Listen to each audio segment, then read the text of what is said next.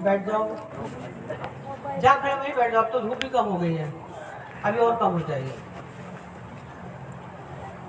गुरु ब्रह्मा गुरु विष्णु गुरुदेवो महेश्वर, गुरु साक्षात परब्रह्म तस्मै श्री गुरुवे नमः। ध्यान मूलम गुरु मूर्ति, पूजा मूलम गुरु पदम, मंत्र मूलम गुरु वाक्य, मोक्ष मूलम गुरु कृपा। गुरु कृपा ही केवलम, गुरु कृपा ही केवलम, गुरु कृपा ही केवलम, गुरु कृपा ही केवलम। मंगलम भगवान विष्णु मंगलम गरुड़ध्वज, मंगलम पुंडरीकाक्षाय, मंगलाय तनो हरि। सर्वमंगल मांगल्ये शिवे सर्वति साधिके, शरण्ये त्र्यंबके गौरी नारायणी नमोस्तुते। आज 4 जून को आप लोगों के जन्मदिन पर आप लोगों को बहुत बहुत आशीर्वाद है। ये मेरा जन्मदिन नहीं है, ये आप लोगों का जन्मदिन है, क्योंकि आपसे ही मैं हूँ। कोई शिष्य मेरे हाथ पैर है, कोई मेरे चेहरे की मुस्कान है, कोई मेरे बाल है, तो कोई मेरा दिल है। तो मेरा संपूर्ण शरीर जो है, मैं संपूर्ण है तो आप ही लोग हैं। कोई मेरा दिल भी है, कोई मेरी मुस्कुराहट भी है, कोई मेरी सोच भी है। और आप लोगों को संपूर्णता से जब मिला दिया जाता है तो फिर मैं बन जाती हूँ। जैसे कहते हैं ना, दुर्गा सप्तशती निर्माण सारे देवी देवता ने मिलकर दुर्गा जी बना दी। किसी ने अपना अस्त्र दे दिया, किसी ने शस्त्र दे दिया, किसी ने अपनी कुछ दे दिया, किसी ने ऐरावत हाथी दे दिया, किसी ने कुछ दे दिया, और सबको मिलकर एक भगवती बन गई। ऐसे आप सब लोगों को मिलाकर मैं बन गई। तो मेरा जन्मदिन आपका जन्मदिन है, और 4 जून की आप लोगों को बहुत बहुत बधाई हो, बहुत आशीर्वाद हो, जीवन में बहुत उन्नति करें और जीवन की शिखर पर पहुंचे। एक शिष्य को जीवन की शिखर पर पहुंचना ही चाहिए। आज कुछ बातें आपके गुरु जी ने बहुत अच्छी की हैं।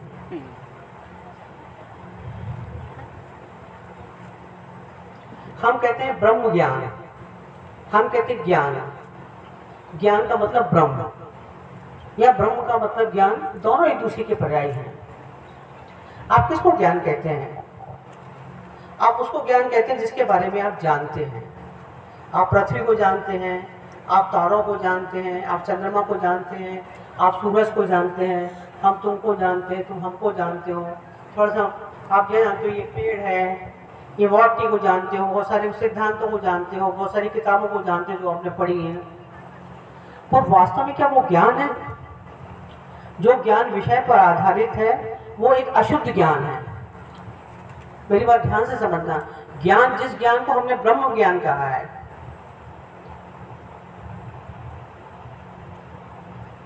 और एक ज्ञान है जो विषय पे आधारित है। हमारे पास जो भी ज्ञान है विषय पे आधारित ज्ञान है। अगर आपसे सारे विषय छीन लिए जाएं, सब कुछ आपसे छीन लिया जाए, आप किसी के बारे में भी नहीं जानते, तो आप ज्ञान शून्य हो जाएंगे। पर वो ज्ञान शुद्ध ज्ञान नहीं है। तो फिर शुद्ध ज्ञान क्या है? दोनों ज्ञान में अंतर किया। ब्रह्म ज्ञान क्या है? ये जो ज्ञान अपने आप में ठहरा हुआ हो, वो ज्ञान की एक अवस्था होती है, वही ब्रह्म ज्ञान है जो ठहरा हुआ है, जो किसी विषय पे आधारित ना हो, जो अपने आप में ज्ञान है।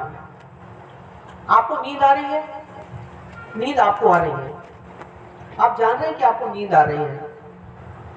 आपको भूख लग रही है, आप जान रहे हैं कि आपको भूख लग रही है।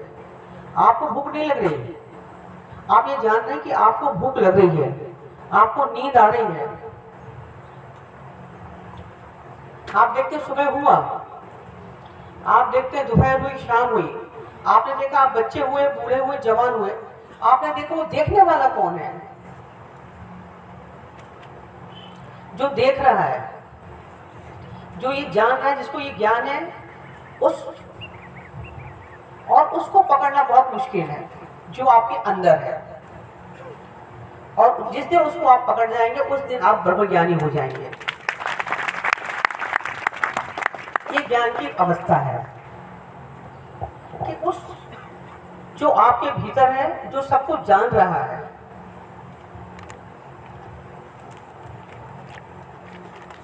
वो ज्ञान की एक अवस्था है, उस अवस्था को जो शिष्य पहुंच जाए, साधक पहुंच जाए, कोई भी पहुंच सकता है, वो ब्रह्म ज्ञान है। और बाकी सारे ज्ञान विषय आधारित है। वो दो चार बातें कहूंगी, ज्यादा बातें नहीं कहूंगी आपसे। दूसरी बात, हम बात करते हैं प्रेम की। अभी मैंने ज्ञान को समझाया, अभी मैं हम बात करते हैं प्रेम की। प्रेम इस ब्रह्मांड की सबसे बड़ी संपदा है। प्रेम इस ब्रह्मांड की सबसे बड़ी दौलत है। प्रेम सबसे बड़ी मालकियत है। अगर आपके अंदर मालकियत आ गई, पर होता क्या है, हमारे अंदर प्रेम नहीं आता, गुलामी आ जाती है। पति पत्नी एक दूसरे को ऊपर देखते रहते हैं, एक दूसरे से किससे बात कर रहे हैं, किससे बात नहीं कर रहे हैं, क्या हो रहा है, कहाँ गए थे, कहाँ नहीं गए थे। क्योंकि हम अपने पति से बहुत प्रेम करते हैं, इसलिए हम उन पर शक करते हैं। हम बहुत अपने प्रेमी से प्रेम करते हैं, इसलिए शक करते हैं, हम देखते हैं और क्लेश करते हैं। ये प्रेम नहीं है, ये गुलामी है।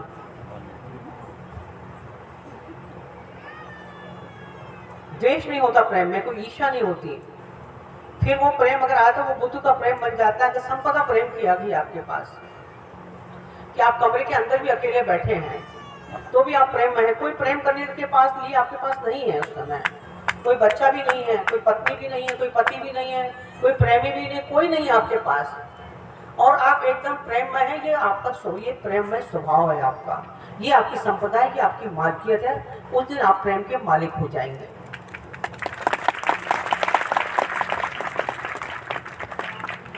तीसरी बात, हम एक शिक्षक के पास भी जाते हैं, एक गुरु के पास भी जाते हैं। बहुत से शिक्षक अपने आप को गुरु कहने लगते हैं।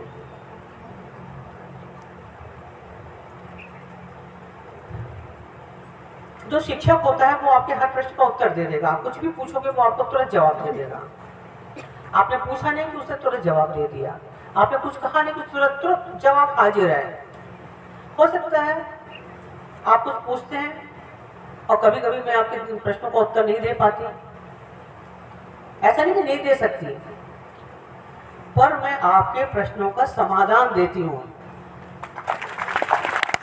एक उत्तर देने में और एक समाधान देने में बहुत अंतर है। कभी कभी आप कहते हैं वहां सांप है, वो ऐसा है, वो ऐसा। कभी कभी आपके अंदर बड़े भ्रम है आपके अंदर, और उस समय मैं आपसे बोलूंगी नहीं आप झूठ बोल रहे हैं या आप गलत हैं, तो एक हमारे आपके बीच में एक द्वेष हो जाएगा। मैं आपको कुछ बोल रही हूँ, आप कुछ बोल रहे हैं, मैं आपकी बात मान लेती हूँ। आप कह रहे हैं सांप है, चलो अच्छा सांप है ना, मुझे मालूम है सांप नहीं रस्सी है, फिर भी मैं कहती हूँ कि चलो सांप को ढूंढने चलते हैं। एक दिया लेके शिष्य के साथ गुरु एक ढूंढने जाते हैं, चलो सांप को ढूंढ के लाते हैं, और दोनों जन मिलकर सांप को ढूंढते हैं और उसको दिखा देते हैं, देख तूने कहा था सांप है ना, ये सांप नहीं रस्सी पड़ी है, ये बताओ कहाँ है इसका सिर, कहाँ है, कहाँ है इसकी पूंछ, इसका फण कहाँ है सांप है ना, रस्सी है। और तू कह रहा था सांप है, मैंने ढूंढा ना तेरे साथ, ये रस्सी है, ये सांप नहीं है। उस समय गुरु शिष्य एक शांत हो जाता है, क्योंकि उसके प्रश्नों का समाधान मिल गया, उसे उसके प्रश्न का उत्तर मिल गया। अगर उसे कह दिया जाए कि नहीं हम गुरु हमारी बात मानना पड़ेगा, जैसे हम कहेंगे वो सच है क्योंकि हम ब्रह्मज्ञानी हैं, हमें मालूम है सांप नहीं है, नहीं चलो ढूंढते हैं, सांप को ढूंढते, कहाँ है सांप, साले को मारते, ले आओ डंडा लेके चलो, चाकू लेके चलो, तलवार लेके चलो, जहाँ सांप मिलेगा खूब मारेंगे उसको अपन। जब देखते सांप ही नहीं है, अरे ये तो रस्सी है, अब कहाँ क्या करो डंडे का, अब क्या करो रस्सी का। तो समाधान हो गया, शिष्य बिल्कुल शांत हो जाएगा। और गुरु वही है जो शिष्य को शांत कर दे, सच्चित आनंद कर दे,